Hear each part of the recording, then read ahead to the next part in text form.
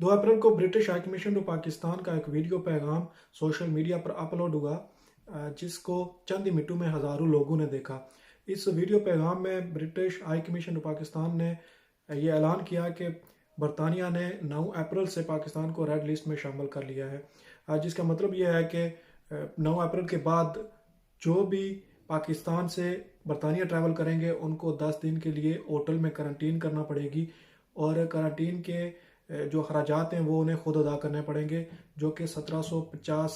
Pound की खतीर रकम है। इस वीडियो के अपलोड होने के बाद एक अफरा तफरी का आलम है। जो लोग बरतानिया से पाकिस्तान गए हुए हैं वो इस वक्त इस कोशिश में मसरूफ़ हैं कि वो 9 अप्रैल से पहले किसी भी तरह बरतानिया वापस पहुंच जाएं और उन्हें ये रकम अदा ना करनी पड़े और उन्हें 10 दिन के लिए क्वारंटीन ना करना पड़े। इस असूल के लिए वो PIA के हेड ऑफिस इस्लामाबाद में भी चक्कर लगा रहे हैं और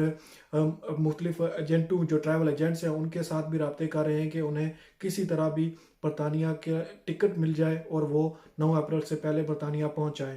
बरतानवी हुकूमत के इस फैसले के बाद जहां पर पाकिस्तान गए हुए और आज़ाद कश्मीर गए हुए बरतानिया के शहरी वापसी के लिए तगदो कर रहे हैं, वहीं पर यह बहस भी जारी है कि बरतानिया ने पाकिस्तान को रेड लिस्ट में क्यों शामिल किया। इस सिलसिले में आज़ाद कश्मीर से तल्लक रखने वाले 2 बरतानवी पार्लियामेंट के मेंबर्स नाज शाह और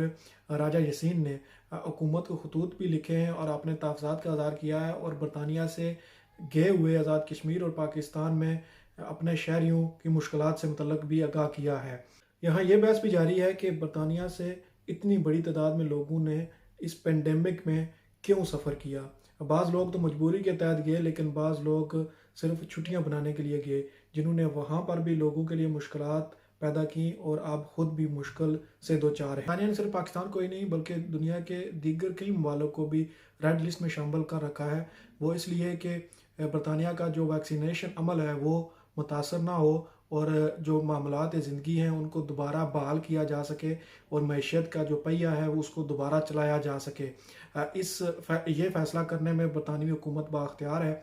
सिर्फ बरतानिया ही नहीं बल्कि कोई भी मुल्क और रियासत अपने शहरियों की हिफाजत और मुल्की मैशियत की बेहतरी के लिए फ़ैसले करने में बाख्तियार है। हाँ, हम इस बात पर एतराज़ कर सकते हैं कि बरतानिया ने अपने शहरियों की वापसी के लिए मुनासिब वक्त नहीं दिया। ओवरसीज़ को इस वक्त जो सबसे बड़ा मसला है वो इंफॉर्मेशन का है। पाकिस्तान हुकूमत या वजारत ख़ारजा बरतानिया को इस चीज़ पर कायल नहीं कर सकती कि वो पाकिस्तान को रेड लिस्ट से निकाले, या इस हवाले से अगर वो बात नहीं कर सकते तो कम अज़ कम अपने शहरियों को जो वहाँ पर फंसे हुए हैं उनको मालूमात तो दे सकते हैं कि पाकिस्तान से बरतानिया कितनी परवाज़ें जा रही हैं और कितने लोगों को टिकट दिए जा सकते हैं और कितनी चार्टर